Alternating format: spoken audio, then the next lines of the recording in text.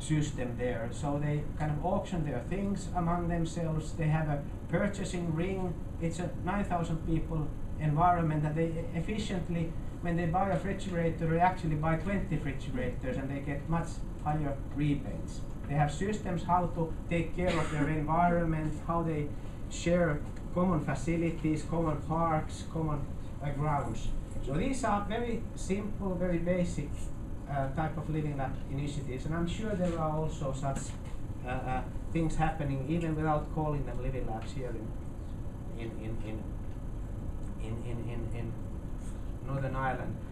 I think this would get more into the kind of business definitions, how the big businesses should exploit living labs. I won't, and this is again how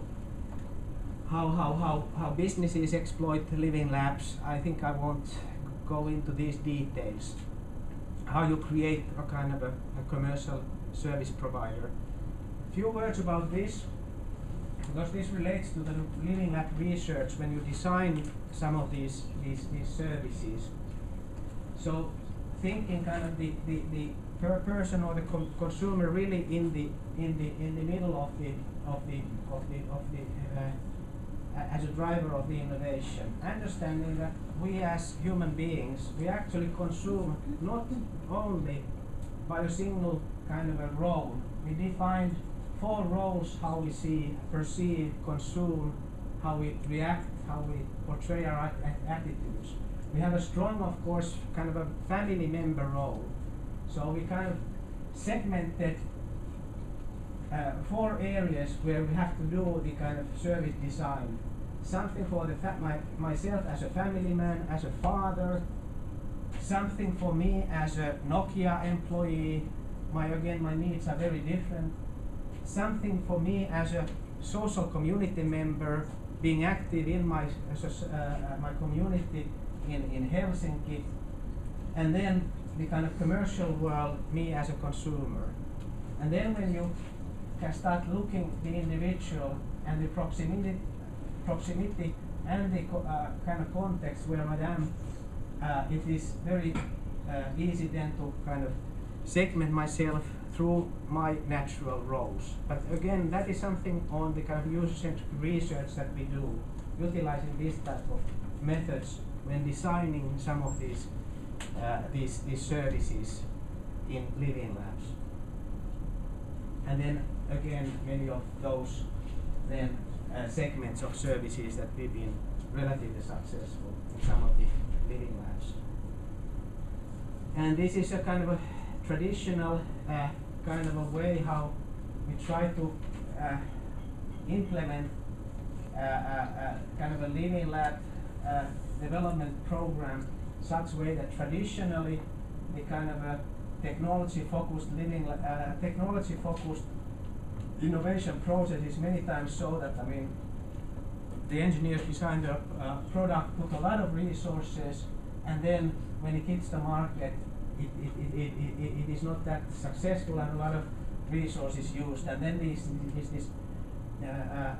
kind of a social process mode that we believe that, I mean, people can be involved and asked by the efficient ways of the needs of the people and trying to resource the people for the service is the kind of other extreme, and we believe that there is this type of midway whereby successively involving people in the design and testing is the best solution for highest kind of a sustainable value for new services. But again, these are some of the things that then we need to use when we design services in open innovation areas. This is a bit of a kind of a, I mean, it's not necessarily saying that Nokia is more innovative than Apple, but it wants to say that big corporations are not necessarily so user-driven. Apple is, one could even say that in our industry, Apple is the most user-centric. They do have excellent capability of making a good estimation what people want. They're very user-centric in their design of their products, both in the PC and iPhone side or iOS side. But their challenge, of course, is that they are, because of their history, they are very closed on the technology that they use. They haven't opened their technology platform for the developers, because again, they lost it 30 years to Microsoft, the business, because they were too open with the platform. Nokia tries to be open. We have opened both of our operating systems to the external users. 2 years ago, when we made a test with our first Niitamo operating system, we decided to do such thing that we called a few million developers to develop on top of Nokia platform new services. And then we had 7 R&D teams at the same time designing services. And we measured after 6 months time that the open community, the wild community of open source service producers, they had produced some 50 services, while our efficient R&D process had produced 7 services. And then we calculated what is the price of having so many internal engineers doing it. So we clearly understood that the open source community is doing much quicker and much more interesting services for the general public. So we had to open our platform for service creators. The challenge, of course, again for Nokia type of organization, how do you extract value when they, the open source community do the services? Of course, they do deliver it through our OVI portal platform, and due to the services, maybe the clients will buy Nokia phones. But still, we want to be also part of the service business. So really getting the user engagement.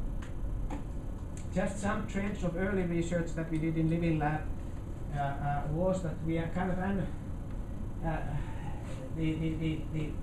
this kind of nicely represents that we were measuring some of the Nokia most innovative people when they were really innovative. When did they get their ideas and how did they record? So we very quickly understood that the highest productivity came for the people not during the predefined 8 hours that they were sitting in their office. No, actually the ideas came to their mind during the whole wake-up period.